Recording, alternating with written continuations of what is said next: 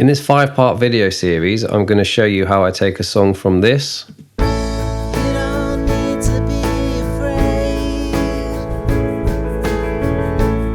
to this. You don't need to be afraid. You don't need to be afraid tonight.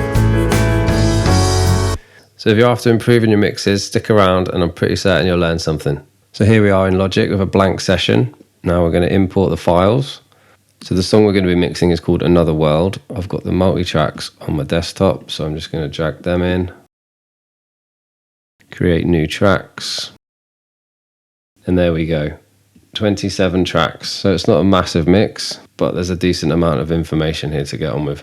So the first thing I always do is organize my session, because at the minute you can see they're all blue and they're just, you don't know what's what. So the very first thing I like to do is put them in the groups of instruments. So we've got acoustics there, and then we've got BVs here.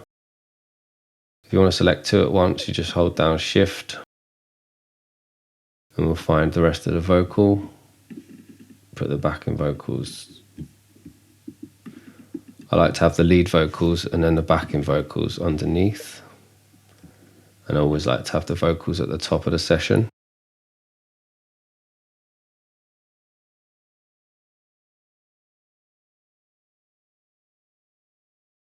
I like to always have my stuff in the same place. Like I have the vocals on the top, then I'll have the guitars and synths, so on. So on this one we've got live cello, which will be nice. Let's get all the drums and percussion together.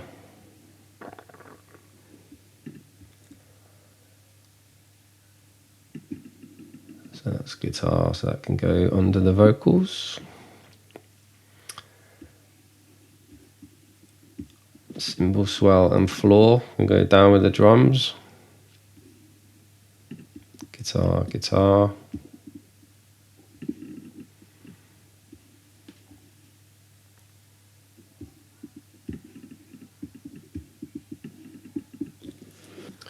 Put the piano up with the mid-range instruments, like the guitars and the acoustics.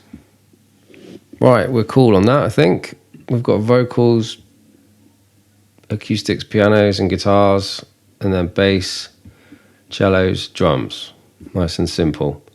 So next thing I do is color code everything. I'm going to put my vocals in yellow by holding Option, pressing C, and then you can change the color.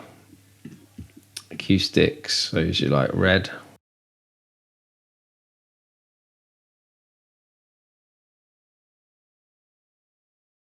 Piano, pink. So bass, Option C, we'll go over like brown. Cellos,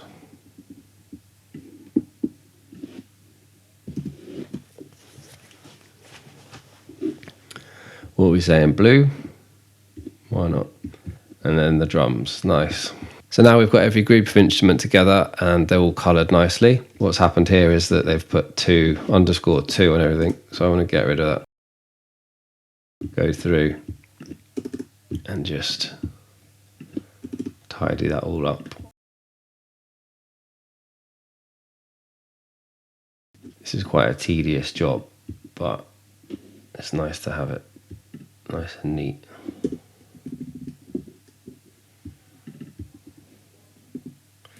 Because when you're in the middle of a mix, it's nice to just have everything clean and easy to see, you know, because then you can think about the creative process rather than where stuff is or what stuff's called.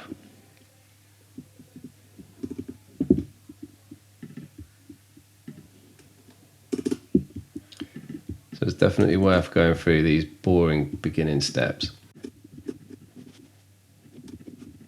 So I've gone through, tidied all those up, they look much better. So now what we can do is press Command A to select all the tracks and then hold down Shift, Option N. So it renames all the regions the same as the track. And now that looks so much nicer.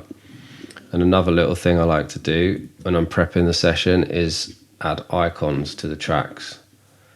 So you can see most of these already got icons on them already, but I'll just show you how to do that in case you don't know. So BVs, for example, we could put a group of people on there.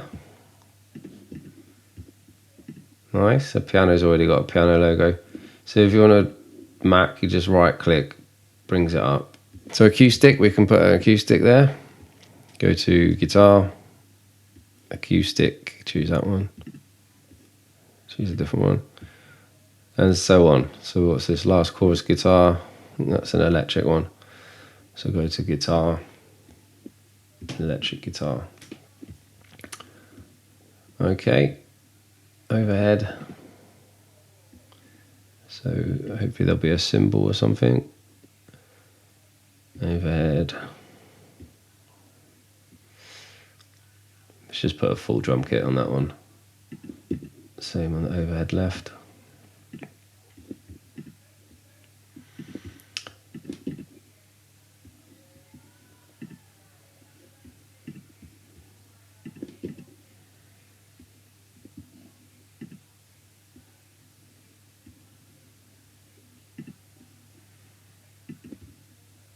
Tambourine.